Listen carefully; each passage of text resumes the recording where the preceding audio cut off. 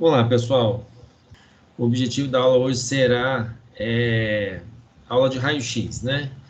Então, nós vamos ver os raios-x dentro da traumatortopedia, dentro do que cabe um pouquinho a traumatortopedia na leitura e visualização dos raios-x. Na disciplina, tanto na disciplina quanto na clínica em si, nós vemos muito raio-x. O raio-x ainda hoje, né, ele é um exame de primeira linha.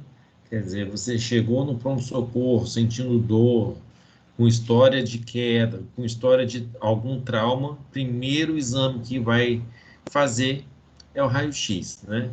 Então faz o raio-x primeiro, depois faz os outros exames, caso ainda tenha dúvida do que aconteceu. Nós vamos ver raio-x, tem algumas imagens também de ressonância para vocês se divertirem aí na aula de hoje. Todo mundo preparado? Vamos lá? Esse raio-x mostra para vocês. Essa pessoa sofreu, né, uma cirurgia para fazer uma artroplastia total de quadril.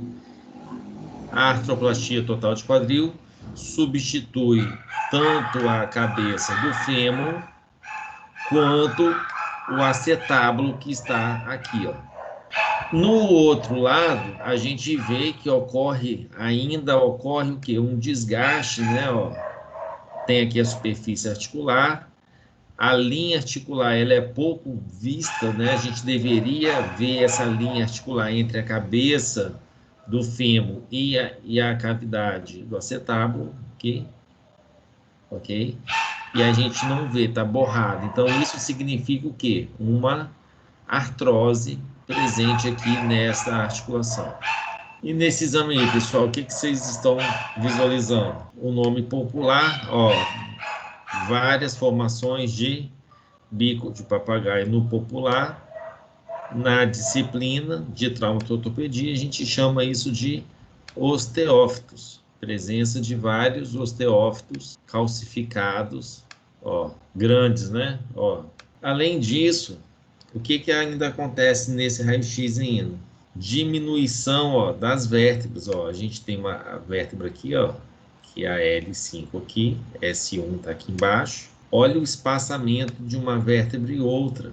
Ela é muito pequena. Olha o espaçamento dessa vértebra aqui de cima, ó. É um pouco maior do que essa de baixo, mas ainda assim é um espaçamento pequeno. Isso indica o quê? Que o disco intervertebral, que deveria estar mais umedecido, ele está diminuindo de tamanho e isso pode provocar fissuras, fraturas do disco e, como consequência disso, produzir uma hérnia de disco nessa pessoa. Aqui dá para ver mais a diferença entre o espaçamento de uma vértebra e outra, ó. Olha o espaçamento dessa da S1 para a L5 e olha esse espaçamento aqui, ó. Esse espaçamento aqui é bem maior, né? Então existe um comprometimento aqui, ó, de espaço de S1 com a L5 e L5 com L4. Então existe uma compressão aqui, ó. Além disso, quando a gente vê o espaço intervertebral, a gente, quanto mais escuro entre as vértebras aqui, ó, melhor, né? Significa que tem mais água, mais líquido nesse disco intervertebral. E aqui, ó, a gente vê um borrado, né? Uma área acinzentada, né?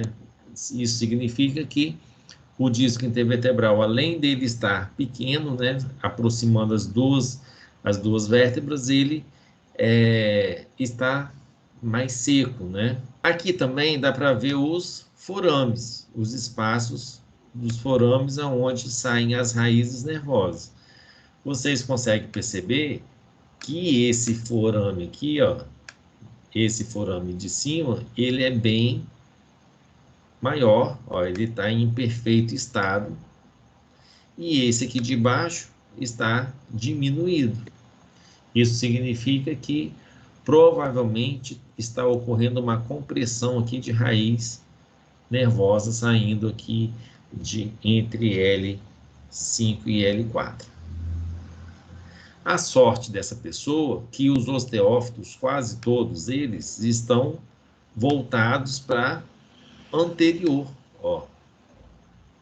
Porque se esses osteófitos estivessem voltados para posterior nesse tamanho aqui, provavelmente iria pegar uma raiz nervosa dessa daqui e haveria compressão e provavelmente esse paciente iria sentir dor irradiada, com formigamento em membros inferiores, ok? Então o paciente sofreu um trauma e acabou, a linha de fratura está exatamente aqui, ó. Não sei se vocês estão vendo aí, ó, mas eu vou desenhá-la aqui, ó. Ó, a linha de fratura está aqui, ó.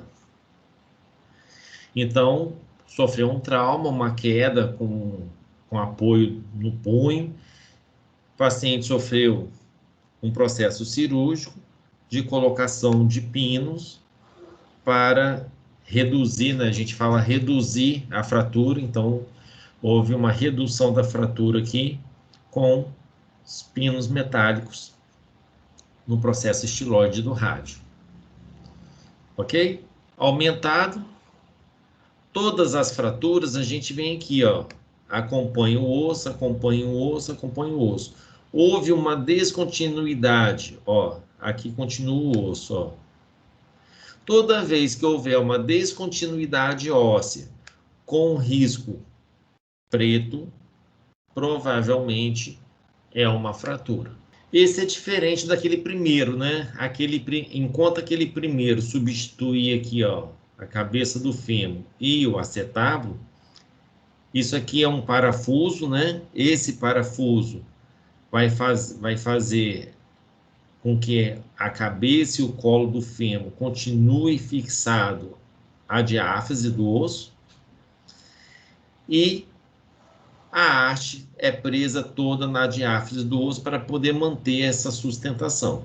Então, quando vocês verem essa haste aqui, ó, essa haste é uma forma de redução de fratura do colo do fêmur, que geralmente acontece nesse. Então, foi uma redução de fratura com colocação de haste metálica. Então, vamos lá. Escoliose. Para onde? A gente fala convexidade, para onde? Ó, vou desenhar aqui. Quando eu faço uma semilua aqui, isso aqui é a parte côncava e a parte de cá é a parte convexa. Tudo bem? A parte convexa é a de fora e a parte de dentro é a parte côncava. A gente sempre indica a convexidade da escoliose. Então, qual é o lado? Esse lado aqui é o direito e esse lado aqui é o esquerdo. Como que eu sei disso? O coração está desse lado aqui, ó. Bem? Então, esse lado é o esquerdo, esse lado é o direito. A pessoa tem uma escoliose da transição torácica lombar com convexidade para a direita. E se fosse em S? E se fosse assim, ó, para lá e para cá? A pessoa tem uma escoliose torácica convexa à direita e uma escoliose lombar convexa para a esquerda. A gente sempre indica a convexidade e a região onde essa escoliose está presente, na coluna torácica e lombar. Então, vamos lá. Então, ó, a gente vem, ó, olha aqui na óssea que se formou aqui, ó, vem, não tem continuidade aqui, ó, a continuidade vai vir aqui. Área articular, vem, ó, terminou a continuidade. E aí a gente tem todo esse espaço aqui de fratura. Então, é uma fratura cominutiva de platô tibial. Como separou o platô tibial no meio, exatamente na linha articular, a fíbula, né, ela sai um pouco, se desloca um pouco para a lateral. E aí, pessoal, o que que acontece? Essas fraturas cominutivas, geralmente pegando área articular, elas são graves, né? Porque afeta toda a articulação, afeta a cartilagem articular. Provavelmente aqui dentro dessa articulação tem fragmentos ainda dessa fratura, de fragmentos de tecidos, e isso é uma lesão grave. Então, uma fratura grande de articulação do platô tibial, e dependendo de como ocorre a cirurgia aqui nesse processo, esse paciente dá muito trabalho na fisioterapia depois. Desse lado aqui, o que aconteceu desse lado? Da mesma forma que lá no quadril, lá naquela imagem, nós tínhamos uma artroplastia total do quadril, aqui nós temos uma artroplastia total de joelho, com a substituição tanto dos côndilos femorais quanto do platô tibial. Então, se coloca duas peças de platina, substituindo os côndilos femorais, e uma outra peça de platina substituindo o platô tibial. Quando que se faz isso? Se faz isso quando se tem uma artrose muito grande na área articular do joelho.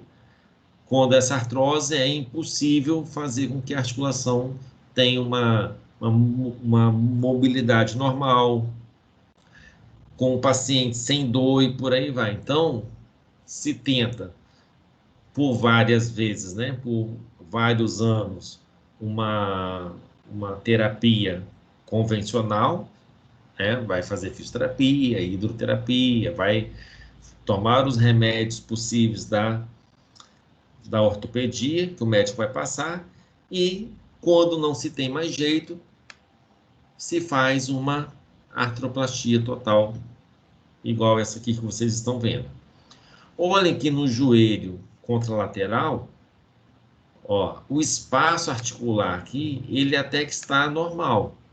Mas olha esse espaço articular aqui, ó. Como é que está diminuído? Como que essa cartilagem de cima está se chocando com essa cartilagem de baixo. Então, a gente consegue ver uma compressão aqui, ó, no bordo medial do joelho e uma separação do bordo lateral do joelho. Tem um joelho varo. O joelho está varo, ele comprime o bordo medial e abre o bordo lateral. Se ele tivesse valgo assim, ele estaria com o bordo lateral comprimido e o medial aberto. E aí a outra foto, né? Perfil com colocação de pinos e prótese. E a outra normal. Então vamos lá. Aqui está o osso, né? Fêmur, ó. Os côndilos femorais, correto? Tíbia, ó, articulação normal, tudo certinho. Fíbula aqui atrás. Ó. Então, tudo certinho, né? Com esse paciente. O que aconteceu? O paciente sofreu um acidente automobilístico, chega a ambulância e o paciente ele é imobilizado. Então, imobilizaram a perna dele. Isso aqui, ó, que está por fora, são as grades da imobilização, uma imobilização externa, né, que os bombeiros utilizam. Chegou no pronto-socorro, imobilizado mesmo, foi direto para o raio-x para poder tentar achar algum problema. E aqui ainda os ossos, né, continuam íntegros, tá vendo? A nível articular, íntegro.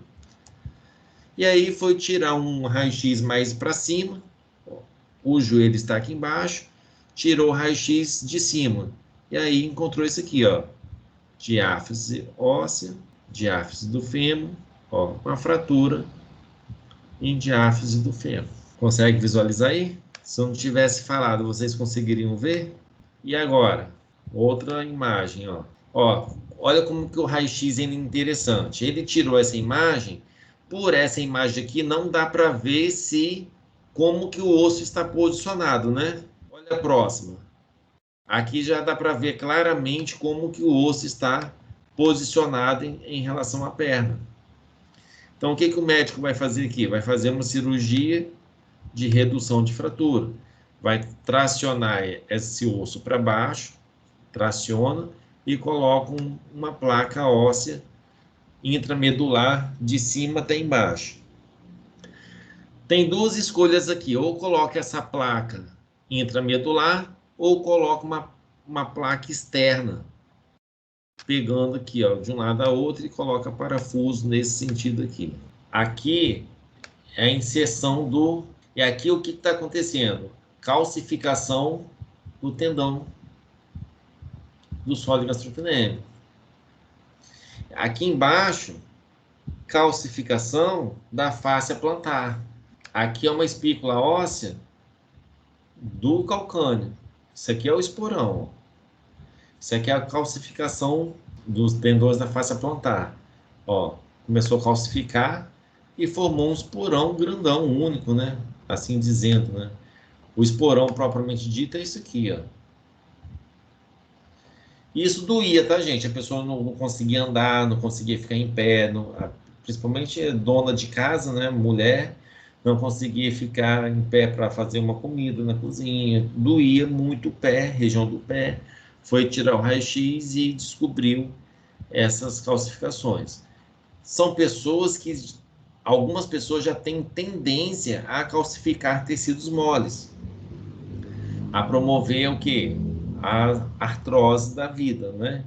Então, vocês viram lá na reumatologia que isso é uma condição do envelhecimento, a artrose, no caso, e a formação de calcificação dos ossos, né? A formação de esporão de calcâneo, formação de espículas ósseas nas vértebras. Então, isso é normal para quem tem tendência a ter a artrose em si. Beleza? Artrose, não dá nem para ver o espaço articular, ó, da cabeça do fêmur com o acetábulo, ó. E a fratura do colo do fêmur aqui, grande. Outra haste metálica para vocês visualizarem. Então vamos lá, já está chegando o tempo, vamos continuar aqui. Ó, sofreu fratura tanto maléolo medial quanto maléolo lateral, eles fraturaram. No maléolo medial, eles colocaram um parafuso nesse sentido aqui para estabilizar ele. No maléolo lateral, que é a fíbula, eles botaram essa haste metálica na fíbula, olha quanto parafuso que tem aqui para prender isso. E qual é o problema? O problema é esse parafuso grande aqui, ó, prendendo fíbula e tíbia. Prendendo fíbula e tíbia, o que acontece aqui, pessoal? A fíbula e tíbia, elas não têm que abrir para poder permitir a dorsiflexão e a plantiflexão, porque o talos, ele tem que percorrer para frente e percorrer para trás. Para ele percorrer para frente e para trás, tíbia e fíbula, eles se distanciam, eles abrem um pouquinho o espaço para o talos passar. E nesse caso, o talos não estava passando, ele estava preso, então o paciente não fazia plantiflexão. Ele ficava sempre no pé normal, ele a 90 graus, né, ele conseguia apoiar o pé no chão, só que ele não conseguia andar, ele não conseguia fazer a plante para poder andar. Então ele claudicava. E ele foi para o centro cirúrgico e tirou essa haste aqui. Eu não tenho o raio-x da haste tirada, do parafuso tirado. Mas ele teve que tirar, por quê? Porque com tíbia e fíbula preso, o talos não tem espaço aqui embaixo para poder ele percorrer para frente e para trás, e ele não conseguia fazer a plantiflexão, só ficava a 90 graus.